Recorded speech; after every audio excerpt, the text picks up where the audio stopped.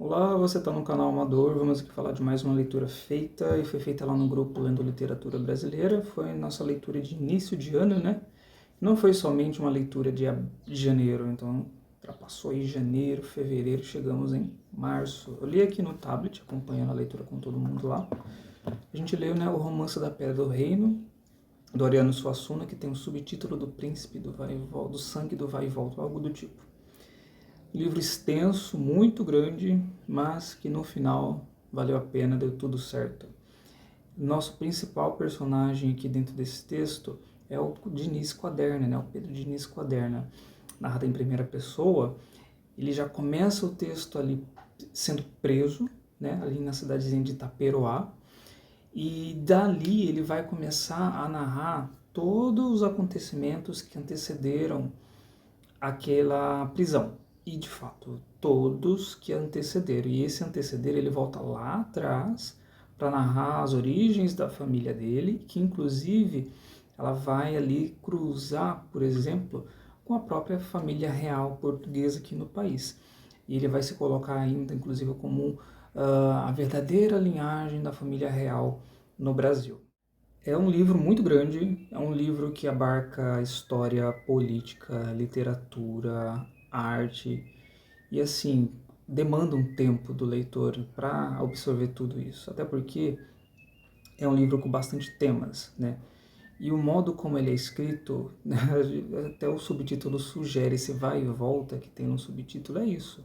O Pedro Diniz vai contar uma parte, ele para aquele momento, volta lá atrás para lá contar outra parte, depois dentro dessa outra parte tem uma sub-história ali, enfim. Há todas essas imersões aí, esses emaranhados de histórias que às vezes até mesmo a gente se perde um pouquinho, né? Mas o mais interessante e que dá uma leveza nas histórias é que ele narra, né? Ali, entre uma história ou outra, uma piadinha, um personagem engraçado que chama a atenção do leitor, que deixa a história um pouquinho mais leve. Nesse primeiro momento, esse livro ele é dividido em vários folhetos, né? Era para ser uma trilogia, mas ele acabou sendo um livro único, então ele é dividido em vários folhetos, e cada folheto vai narrar uma parte específica da história, então ele é bem divididinho, tudo certinho. Logo nesse começo, por exemplo, ele está preso ali, ele está narrando os motivos que levaram ele ali para a cadeia, tem essa cavalhada no meio da rua ali naquela cidade, e acontece ali um motim, uma ferveção ali social a respeito de tiros, enfim, de tudo isso, e ele vai ali falar, voltar um pouquinho no tempo para falar do quem são aquelas pessoas, ao ponto de que ele vai contar algumas dinastias que formaram aquela cidade, né? Dinastia por dinastia, falando um pouquinho sobre até do sobrenome dele, né? Dos Quadernas e da parte da mãe dele, inclusive, também. E até o ponto de que ele vai narrar o próprio nascimento, né? Da onde ele surgiu, quem foram seus pais, ele foi adotado e quem ali levou a ser o que é hoje, né? E que teve aí a sua formação enquanto pessoa política e literato, que também esse livro é muito interessante por causa desses pitacos sobre literatura, sobre crítica literária que ele faz. Então ele vai contar um pouquinho também dessas pessoas que fizeram parte dessa formação dele enquanto um sujeito também dotado de literatura. Dois mentores aqui são bem interessantes de se acompanhar, até porque são dois mentores bem distintos e o quaderno fica ali bem no meio deles. Né? Tem o Clemente é totalmente voltado para as questões nacionais. Ele é negro, é ateu, e ele fala que o grande artista brasileiro tem que se voltar para essas questões de política nacional. Ele é mais ali do espectro da esquerda. Enquanto o Samuel, ele é um fidalgo, né? Ele é branco, ele se volta para essas questões de historicidade da linhagem, né? Da linhagem portuguesa e como isso vai também trazer um frescor aqui para a literatura nacional. Então ele está mais ali voltado para as questões um pouquinho mais conservadoras, mais à direita do Pedro Quaderna. E o Quaderno fica ali no meio, né? Ele quer ser aí esse grande epopeísta, quer escrever essa grande epopeia nacional, né? Ele vai voltar ali para alguns grandes autores da literatura mundial, e vai contar que nada disso vai superar o próprio texto que ele pretende colocar ali no papel. E para isso ele vai ali se valer tantos de Clemente, né, das suas ideias de esquerda, quanto de Samuel ali também das suas ideias de direita. E nessas ideias de política, a gente faz valer também o momento que ele foi escrito. Ele demorou ali 12 anos para ser escrito esse livro, foi publicado ali em meio ao regime militar. E um dos grandes pontos chaves aqui é o inquérito que o próprio Quaderna vai. E nesse inquérito, o corregedor vai perguntar algumas coisas para ele, umas perguntas bem capciosas. Ele vai narrar tudo de novo, vai narrar tintim por tintim sobre essas histórias.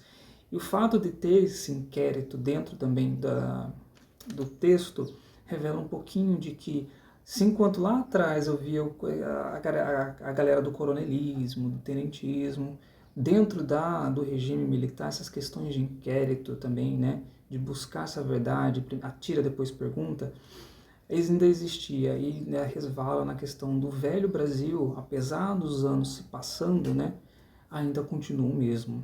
Nas questões de arte e literatura, né, aqui a gente se faz ali valer de alguns nomes, alguns conceitos chaves aqui para o entendimento desse texto, né.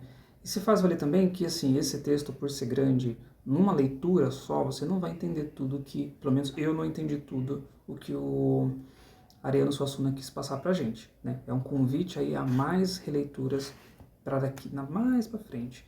Então, Ariano Suassuna também queria falar um pouquinho do movimento armorial, né? O que é isso? É um movimento em que há a valorização da cultura nordestina. Armorial vem de brasão, né? Vem de brasões. Isso a gente pensa um pouquinho sobre o brasão quando a gente imagina romances de cavalaria, por exemplo, linhagem de reis, rainhas, coisas que aconteciam na Europa medieval.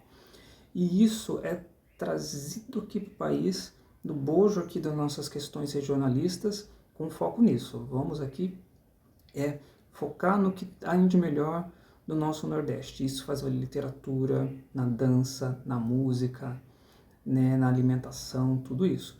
E algo semelhante, por exemplo, a gente pode colocar aqui no mesmo bojo, algo que foi feito ali no movimento modernista, ali nos grande apogeu do movimento dos romances sociais na década de 30, né? Esse olhar para o que tem aqui dentro. Então o movimento armorial caminha lado a lado ali com essas questões, né? Também teve o tropicalismo, que também foi importante nesse momento, né? Na década de 70. E esse livro também eu coloco ele como uma grande enciclopédia de autores nacionais, porque ele vai ali, a certo ponto, ele vai falar sobre Euclides da Cunha, né? Ele vai falar sobre José de Alencar, vai falar de outros tantos nomes da literatura nordestina. Eu, inclusive, fiz anotação de alguns livros aqui que eles comentaram, que serviram de exemplo, né, para falar um pouquinho sobre essa cultura nordestina tão rica e que às vezes se perde diante de outras culturas que são priorizadas no país. Coisa também interessante é o movimento, aliás, o conceito do sebastianismo, né? Aqui tem lá em Portugal tinha a questão do sebastianismo, é quando o rei Sebastião foi morto, né? E ele não deixou nenhum pretendente para o trono. Esse trono foi passado para a Espanha.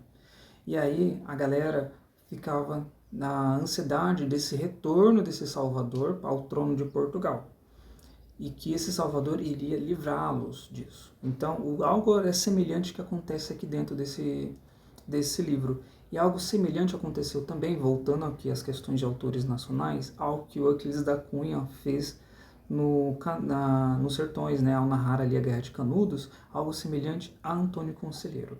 Então, isso aqui também se faz valer. Até porque um dos mortos aqui da história é o tio do Quaderna, que ele é morto dentro da casa dele, e sim, palácio, vamos colocar palácio. Morto dentro desse quarto dele, trancado por dentro. E ao mesmo tempo, um outro filho dele, desse tio, ele some, né? E o povo vai começar ali a associar a volta desse outro filho à questão de prosperidade. Enfim, eu quis aqui comentar alguns pontos que eu achei interessante, alguns pontos que me chamou a atenção, porque é um livro muito extenso, é um livro muito grande. Ele abarca diversos assuntos, vai falar de muita coisa e, claro, com as pontadas ali de humor que o Quaderna e outros colegas dele faz, vai ter ali relações com outros livros do próprio autor, né, como por exemplo o Alto da Comparecida, em que o Chicó e o João Grilo aparecem também para falar com Quaderna. Tem esse multiverso aí do Ariano Suassuna.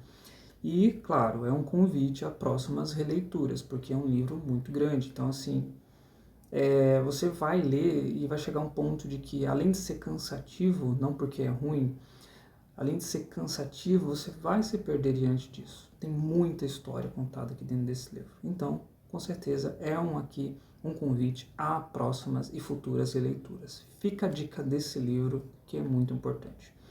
Bom, se você gostou do vídeo, curta, se inscreva no canal, tem vídeo aí semanalmente e até a próxima.